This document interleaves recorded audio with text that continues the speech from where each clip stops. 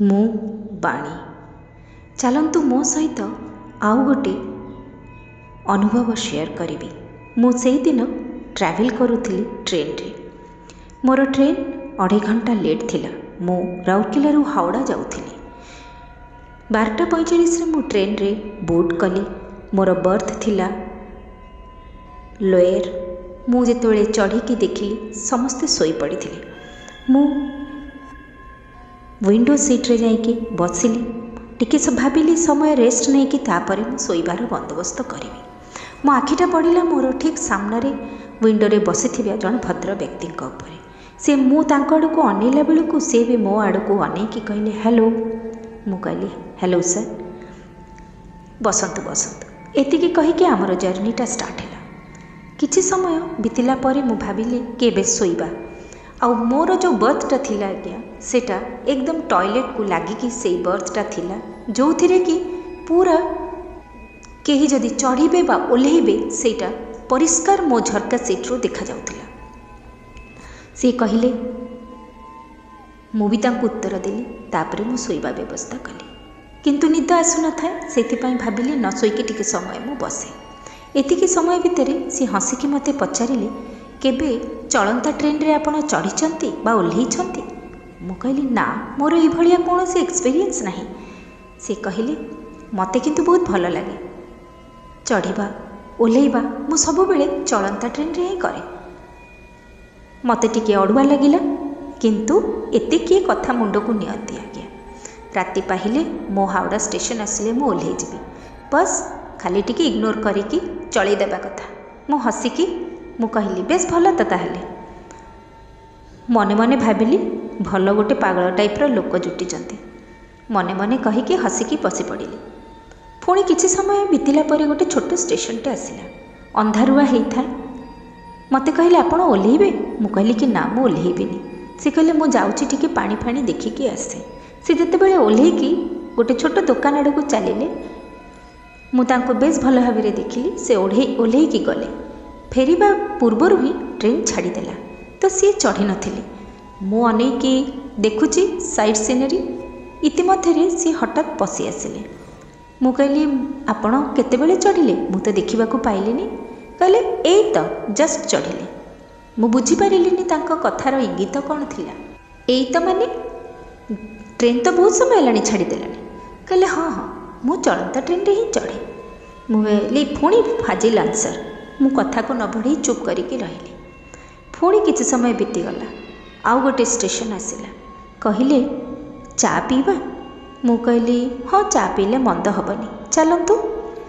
ସେତେବେଳକୁ ଟିକେ ଟିକେ ବୋର୍ ବି ଲାଗିଲାଣି, ନିଦ ବି ଆସୁନି, ଶୋଇଲେ ବି ଭଲ ହୁଅନ୍ତା, ଚିଡ଼ଚିଡ଼ ଲାଗିଲାଣି। ସିଏ ଆଉ ମୁଁ ଆମେ 2 ଜଣ ହିଁ ଟ୍ରେନ୍ରୁ ଓହ୍ଲେଇଲୁ। ମୁଁ ଚା'ଟା ଯେତେବେଳକୁ ହାତରେ ନେଇକି ପିଉ ପିଉ ଟ୍ରେନ୍ରେ ଚଢ଼ିଲି, ସିଗ୍ନାଲଟା ଦେଇଦେଲା। ମୁଁ ପଛ ବୁଲିକି ତାଙ୍କୁ କହିଲି ଟ୍ରେନ୍ଟା ଛାଡ଼ିଲାଣି। ସେ ମୋତେ ହସିକି କହିଲେ ଆପଣ ଯାଆନ୍ତୁ, ମୁଁ ଚଳନ୍ତା ଟ୍ରେନ୍ରେ ହିଁ ଚଢ଼ିଯିବି। ହଁ, ମନେ ମନେ ଭାବିଲି କ'ଣ କହୁଛନ୍ତି ଏ ବ୍ୟକ୍ତି, କିଏ ଜାଣେ। ଠିକ୍ ଅଛି, ତାଙ୍କ ଇଚ୍ଛା। ମୁଁ ଆଉ କିଛି କହିଲିନି। ମୁଁ କିନ୍ତୁ ଠିଆ ହେଇକି ତାଙ୍କ ଆଡ଼କୁ ଅନେଇଥାଏ। ସତକୁ ସତ ଟ୍ରେନ୍ ସ୍ପିଡ଼୍ ନେଇ ନେଲା। ସେ କିନ୍ତୁ ଠିଆ ହେଇଥାନ୍ତି ଆଉ ହସୁଥାନ୍ତି।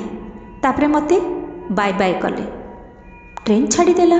ମୁଁ କିନ୍ତୁ ବହୁତ ଆଗ୍ରହର ସହିତ ଆଶ୍ଚର୍ଯ୍ୟ ହେଇକି ବହୁତ ସମୟ ମୁଁ ସେଇ କବାଟ ପାଖରେ ଠିଆ ହେଇକି ଚାହିଁଥାଏ।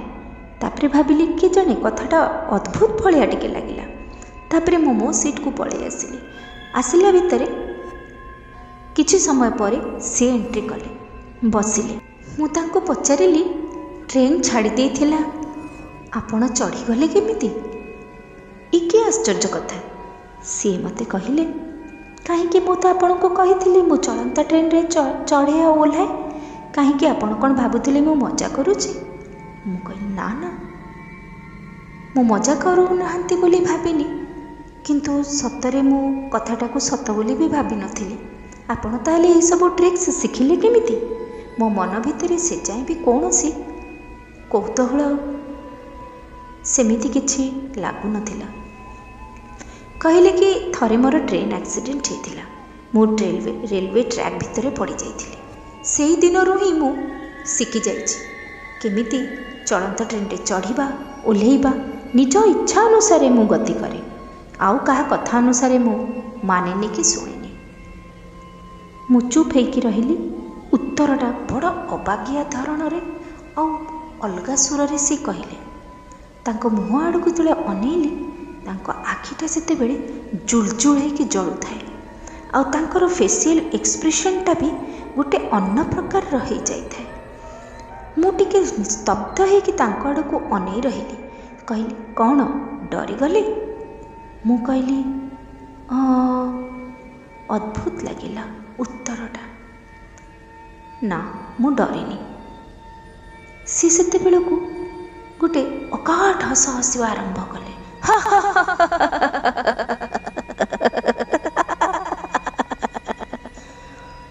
कहले एमती हसुचंती कौन पे? नहीं एबे आपण को मो सहित कथा कथारे बहुत अद्भुत कथा गुड़िक आपण जानीपारे। मु आउ किछि कथा हेलेनी। मु ट्रेन रे थरे ए मुंडरू से मुंड चलिकी आसिली। सी मते कहले कौन आपण समस्तंकु थरे देखिकी आसिले कंपार्टमेंट रे लोक फुल अछंती कि कम अछंती बा खाली अछि? आपण केते दूर सुरक्षित सेया देखिबा पई जाइथिले? आहुरी डरी गले। मु सेते बेलको सतरे बहुत डरी जाइथिली। मु कहली ना तो मु जाइथिली शोइबा पूर्वर मोर टिके चलिबार अभ्यास अच्छे से मु टिके चलिकी रिलैक्स फील करिया पई जाइथिली। किंतु एटा तो सत कथा। सी केमिति जानिले मो मन कथा? मु लोक बाक देखिबा पई जाइथिली ट्रेनटा फांका तो नहीं। सी केमिति जानिले? मु आश्चर्य हो गले। सेते बेलको मु कहली लाइटटा बंद करदेबा शोइबा। सी कहले हाँ आपण शुंतु मोर अपर बर्थ अच्छी मु चली जीवी।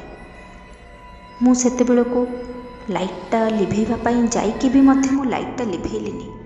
सी कहले कौन डर लगुची मते? मु किछि करिबिनी आपणको, आपण आराम से शुंतु। मते तांकर कोनोसी कथा उपरे आउ विश्वास लागु न थाए। मु लाइटटा तथापि लिभेइबा को देलिनी। मु चुपचाप आखिटा को मिटमिटी करिकी शोइबार भंगी करी पड़ी थाए आ तांको मु पूरा संपूर्ण लक्ष्य रखी थाए। से कौन करुचंती तांकर एक्टिविटी गुड़ाक मु नोटिस करुथाए। मु देखिली से अपर बर्थ को स्प्रिंग भलिया चढ़िले साए कि ऊपर को पळेले। इमिति केमती गले? आम माने तो गोटे जगह धरिकी प्रेशर देकी तापरे चढ़ू। आश्चर्य। मु उठिकी बसीगली। सी ऊपर मते कहले कौन कही नथिले आहरी बहुत किछि देखिबा को बाकी अछि? मु सेते बेलको बहुत डर लगिलानी मते। मु भाबुथाए ई कौन कथा। मु सीधा उठिकी चप्पलटा पिंधिकी मु सीधा टीटी पाखक खोजिबा को आरंभ कली। टीटी मते जदि टिके मिली जाता मते टिके साहस होता मु मोर बर्थटा को चेंज करि देथांती। से ऊपर बसिकी कहले मो खोजाखोजी भितर ऊपर बसिकी कहले कौन सीट चेंज करबा पई टीटी को खोजुचंती? मु कहली मो मन कथा काहे जानि जाउचंती? ये कौन मैजिशियन? ये केमिति लोकर पल्लारे मु पड़गली। इतिमध्य मु दूरठू देखिली टीटी से पाखापाखि गोटे बर्थ रे आसिकी बसिले। मु कौन सी कथा न कहीकि दौड़ी के टीटी पाखे जाइकी पहुँची गली। टीटी को कहली सर मोर बर्थ नंबर 46 अच्छी आपण टिके काइंडली कौन सी जगार मत चेंज कर दे पारे? मते जड़े मो सामने बसी व्यक्ति बहुत डिस्टर्ब करुछंती, इरिटेट करुछंती। I am not feeling comfortable there. TT कहले बर्थ पूरा खाली अच्छी मु करे दौची। आपण गोटे काम करंतु टिके समय पे एठी रही जांतु। वर्तमान मनोहरपुर टनेलटा आसुची, लंबा टनेल अच्छी एठी बसंतु, सेटिके जांतु। मु सेया ही कली। टनेल जिते बेलको आसिला मु टीटी पाखे बसी थाए। किछि देखा जाऊ नथिला। मझे मझे गोटे बल्ब खाली जलु थाए। सी निमिषक मध्य मु देखिली से लोकटी मो पूरा सामने से ठिया होगी बड़ बड़ आखिरे राग मुह करके मो आड़ को अनेक रही। मु पूरा डरीगली। मु टीटी को सार सार आपण अच्छा मो पाखे? टीटी कहले हाँ जे मु ये अच्छी। से फटकी तांकर मोबाइल टर्चटा को ऑन करदेले। ସେଇଠି ଥିବା ଆଉ ଜଣେ ଭଦ୍ର ବ୍ୟକ୍ତି ମଧ୍ୟ ମୋ ଆୱାଜ ଶୁଣିକି ଟର୍ଚ୍ଚଟା ଅନ୍ କରିଦେଲେ। ଆପଣ ବିଶ୍ୱାସ କରିବେନି, ସେ ଗୋଟେ ନିମିଷକ ଭିତରେ ସେ ଲମ୍ବା ଲମ୍ବା ଚୁଟି, ଖୋଲା ଅଦ୍ଭୁତ ବିକାର ତାଙ୍କର ଚେହେରା ନେଇକି ସେ ପୁରା ମୋ ସାମ୍ନାରେ ପ୍ରକଟିତ ହେଇକି ରାଗର ସହିତ ମୋ ଆଡ଼କୁ ଅନେଇକି ରହିଛନ୍ତି, ଯେମିତି ସେ ମୋତେ ଆଟାକ୍ କରିବେ, ମାରିଦେବେ କି କ'ଣ। ମୁଁ ସେତେବେଳକୁ କହିପାରିକି ବୁଝାଇ ପାରିବିନି ମୋର ସେ ଅନୁଭୂତିକୁ। ମୁଁ ସେତେବେଳକୁ ଟିଟିଙ୍କୁ କହିଲି, ସାର୍ ଟନେଲ୍ ବି ସରିଗଲା, ନର୍ମାଲ ଲାଇଟ୍ ୱାଇଟ୍ ଜଳୁଥାଏ। ମୁଁ କହିଲି, ସାର୍ କ'ଣ ହେଲା? ସାର୍ କହିଲେ, କିଛି ନାହିଁ, ଚାଲନ୍ତୁ ଆପଣଙ୍କ ବର୍ଥ ପାଖରେ ଯିବା। ମୁଁ ବର୍ଥକୁ ଯେତେବେଳେ ଗଲେ ସେତେବେଳକୁ କହିଲି, କେଉଁ ସିଟ୍ କଥା କହୁଛନ୍ତି ଆପଣ? ମୁଁ କହିଲି, ଏଇ ସିଟ୍ରେ ଯିଏ ବସିଥିଲେ ସିଏ। କହିଲେ, ନାଇଁ ତ, ଏଇଟା ତ ଖାଲି ଅଛି, ରାଉରକେଲାରୁ ହିଁ ତାଙ୍କର ଚଢ଼ିବା କଥା ଥିଲା, ସେ ଚଢ଼ି ନଥିଲେ, ଏଇ ସିଟ୍ଟା ଖାଲି ଅଛି। ମୁଁ କହିଲି, ନା, ମୋତେ ଏଇଠି ବସିଥିଲେ ସେଇ ଲୋକଟି। କହିଲେ, ନା ନା, ଆପଣଙ୍କର କିଛି ଭୁଲ ଧାରଣା, ରାତି ତ ଆପଣ ଭୁଲି ଯାଇଥିବେ, କିଛି ଗୋଟେ ଭୁଲ ହେଇଛି। ମୁଁ ଆଉ କଥାଟାକୁ ବଢ଼େଇଲିନି। ମୁଁ ଆଜି ଯାଏ ବି ଜାଣିପାରିଲିନି ସେ ସିଟ୍ରେ କିଏ ବସିଲେ, କିଏ ଏମିତି କଥା ଗୁଡ଼ାକ କହୁଥିଲେ, କିଏ କହିଥିଲେ ମୋର ରେଲୱେ ଷ୍ଟେସନରେ ମୋର ଏମିତି ଆକ୍ସିଡେଣ୍ଟ ହେଇଯାଇଥିଲା। କଥା ଗୁଡ଼ାକ ସବୁ ଆବଛା ରହିଗଲା। ମୁଁ ବୁଝିପାରିଲିନି କ'ଣ ହେଲା ସେଇଦିନ ରାତିରେ।